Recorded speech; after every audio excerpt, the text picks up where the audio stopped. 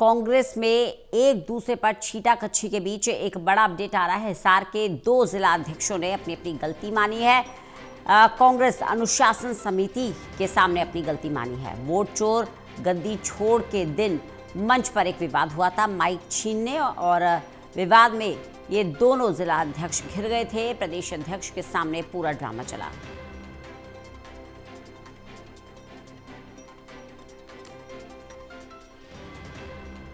देवेंद्र कथुरिया हमारे साथ, हमारे एसोसिएट एडिटर जुड़ गए हैं ज्यादा जानकारी के साथ।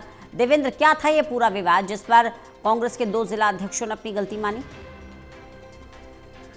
देखिए रंजना, 1 महीने के लिए अलग अलग जिलों में अलग अलग दिन कांग्रेस प्रदर्शन कर रही है। वोट चोर गद्दी छोड़, बीजेपी सरकार के खिलाफ वोट चोर गद्दी छोड़ प्रदर्शन करिए एक जिले में अलग अलग दिनों पे। तो उसमें जो नए जिलाध्यक्ष बने हैं उनकी ड्यूटी है, प्लस बड़े नेता जाते हैं। पिछले दिनों हिसार में ऐसा ही प्रदर्शन था, वोट चोर गद्दी छोड़, जिसमें प्रदेश अध्यक्ष राव नरेंद्र सिंह भी पहुंचे हुए थे।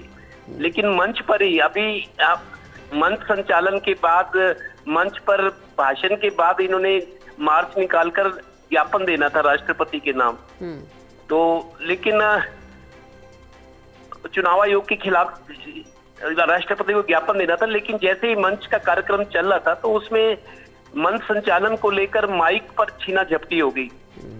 बजरंग दास गर्ग शहरी जिलाध्यक्ष है हिसार की, और ब्रिजलाल बहबलपुरिया वो ग्रामीण के है। तो मंच संचालन, चूंकि प्रदेश अध्यक्ष खुद मौजूद थे और बड़े नेता थे, जिले के थे, आसपास के, तो मंच संचालन को लेकर उनमें आपस में छीना झपटी होगी माइक को।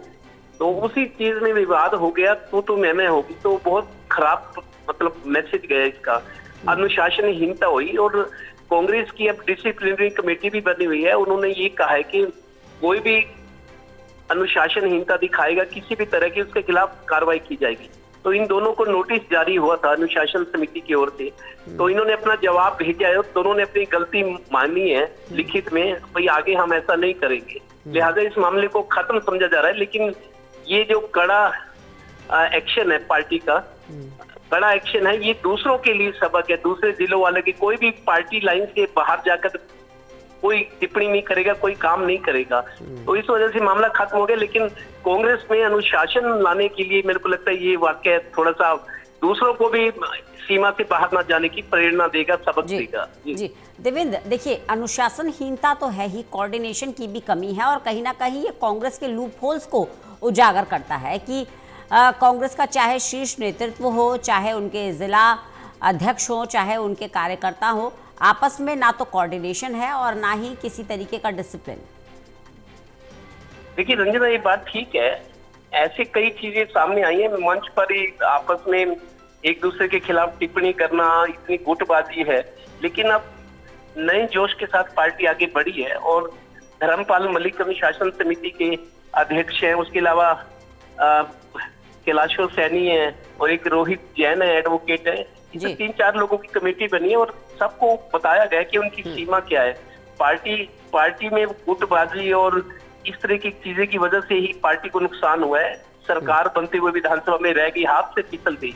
तो बहुत बड़ा सबक है। उसके बाद भी ये इस तरह की चीजें जारी थी, अब सख्ती की जा रही है। जिस तरह के जिलाध्यक्षों को दोनों को नोटिस दिए गए, बजरंग दास गर्ग भूपेंद्र हुड्डा गुट से आते हैं, और जो दूसरे ब्रिजलाल हैं बहबलपुरिया, वो रणदीप सुरजेवाला को अपना नेता मानते हैं। तो अभी भी ये चीज है, लेकिन अब ये चीज सामने आने के बाद सख्ती हुई है। दोनों को नोटिस दिया गया है, और दोनों ने अपनी गलती मान ली है, और ये बकायदा एक प्रेस रिलीज भी जारी की गई है। तो इसका मतलब कांग्रेसी जो और है उनको अनुशासन में रहने के लिए एक सबक है इस तरह की घटना कि आपके खिलाफ ही एक्शन होगा।